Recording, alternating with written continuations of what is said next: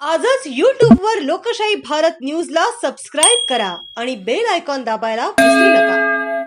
5 लाखांपेक्षा जास्त ठेवी असलेल्या कर्नाळा नागरी सहकारी बँकेच्या ठेवीदारांना त्यांच्या रकमेचा परतावा लवकरात लवकर मिळवून देण्याकरिता ॲक्शन प्लॅन तयार करण्यात येईल, अशी ग्वाही रायगड जिल्हा सहकारी खात्याचे उपजिल्हा निबंधक प्रमोद जगताप यांनी उपस्थितांना दिली।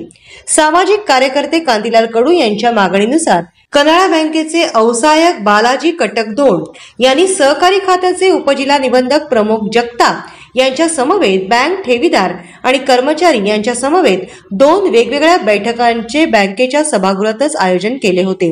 रायगडचे जिल्हाधिकारी किशन जावळे, कोकण आयुक्त डॉक्टर राजेश देशमुख यांच्याकडे येत्या 15 दिवसात बैठकीचे आयोजन केले जाईल।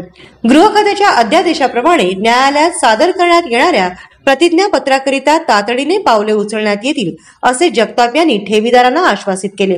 सहकार खात्याच्या नियमानुसार 101 ची काही प्रकरणे मार्गी लावली असून कर्जदार आणि संबंधित दोषींच्या मालमत्ता जप्त करण्यात आलेल्या आहेत, अशी माहिती अवसायक बालाजी कटकदोड यांनी दिली।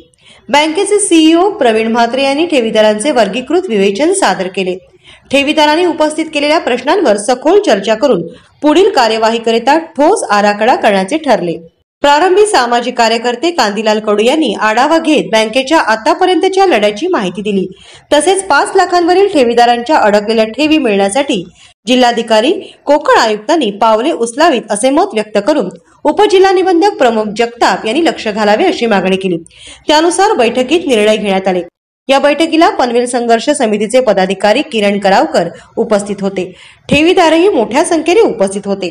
कर्नाळा बँकेच्या कायमस्वरूपी कर्मचाऱ्यांना नुकसान भरपाई, भविष्य निर्वाह निधी, शिल्लक रजा आणि इतर देयकांबाबतही आढावा घेण्यात आला। बँक कर्मचाऱ्यांनी यावेळी देशपांडे, श्रीनिवास पाटील, किरण पगडे आदींनी उपस्थिती दर्शवली। कांतीलाल कडू यांनी त्यांची बाजू लावून धरताना एका विशेष समितीची स्थापना करण्याचे सूचित केले।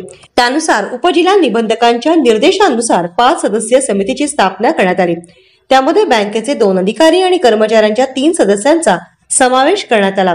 बँक कर्मचाऱ्यांच्या भविष्य निर्वाह निधीसह नुकसान भरपाईची जबाबदारी बँकेने घ्यावी असा तगादा लावून धरल्यानंतर कायद्याच्या अनुषंगाने बाजू पडताळून पाहून सहकार आयुक्तांना तसा सकारात्मक प्रस्ताव पाठवण्यात येईल, असे जगताप यांनी सांगितले। आजच YouTube वर लोकशाही भारत न्यूजला सबस्क्राइब करा आणि बेल आयकॉन दाबायला विसरू नका।